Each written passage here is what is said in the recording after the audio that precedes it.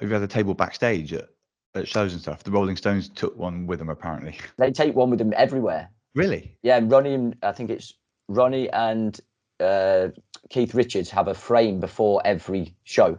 Oh, I thought it was just a one-off thing. It's no, they do it. They do it every part of their touring. Yeah, that's amazing. I think they have a team of like 5 guys that go around just for the snooker table. I was going to say, with the economics of my touring, I don't think I can really have 5 men on the snooker table every gig, but that's brilliant.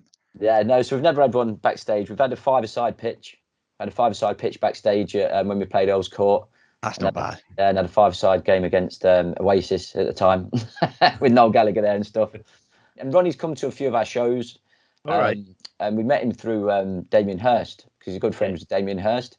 So they were going to snooker. So we met Ronnie through there. And he's just been, I wouldn't say he was like, we see him all the time, but we do know him a little bit. And, I've met most of the snooker players, and actually you, Steve, is one I've never met or never spoke to. So it's a pleasure to do the podcast with you, mate. There you go. Finally, it happens. I think the listeners need to know who won when you met Oasis at 5-a-side. Oh, mate, it was very early in the morning. I think Rock and Roll was the only winner there. I can't remember, mate.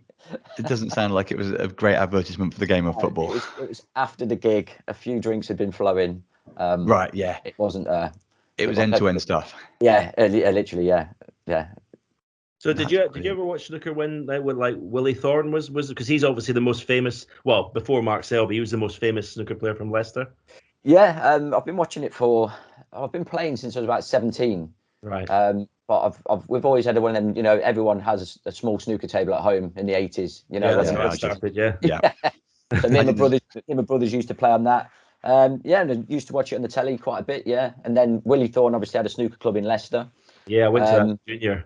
Yeah, I've been a member of a snooker club in Leicester since I was 17 as well. Right. So a member of 2 snooker clubs. There's one called 147, and then there's the Winchester Snooker Club, which Mukesh owns. Right. So I've been a member there since I was 17. That the Winchester one sounds a much more interesting club than the other one, the 147 club. It's like that's a bit cliched, isn't it? But the Winchester sounds a bit like, oh mate, it's a proper rock and roll. Put it that way. It is a bit more rock and roll. There's a bar. They have a football on, loads of 9-ball tables, 8-ball tables, and then they've got probably about 10 or 12 snooker tables there as well. So that's more like what you expect to see from a snooker hall. People say that snooker was sort of like rock and roll in the 80s when it was, when it's like the golden era and stuff like that. Did you ever do anything, Stephen, like rock and roll antics? Oh, I tell you.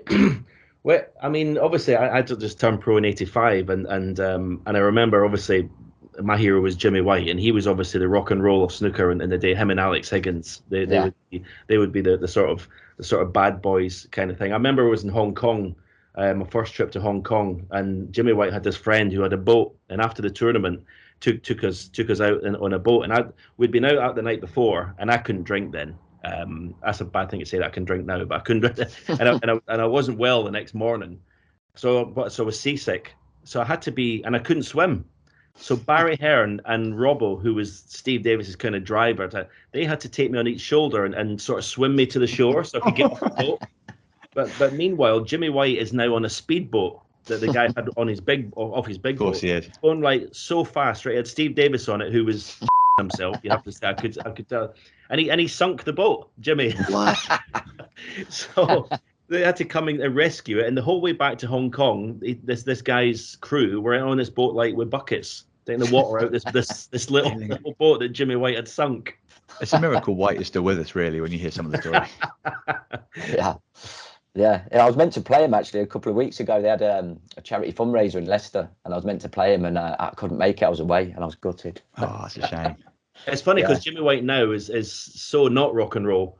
He's gone the other way. He's like snooker 6 hours a day, and he's fully on snooker. Whereas Steve Davis is now a DJ at Glastonbury. Like you guys like doing.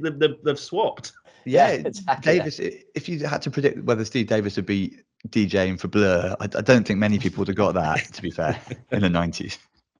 No, I think he likes his kind of like German rock, doesn't he, and techno and stuff. Well, it's weird. It's weird music. Yeah, that's very strange. Yeah, I can't imagine what his karaoke favourite is, but it wouldn't be to your taste, Stephen. No.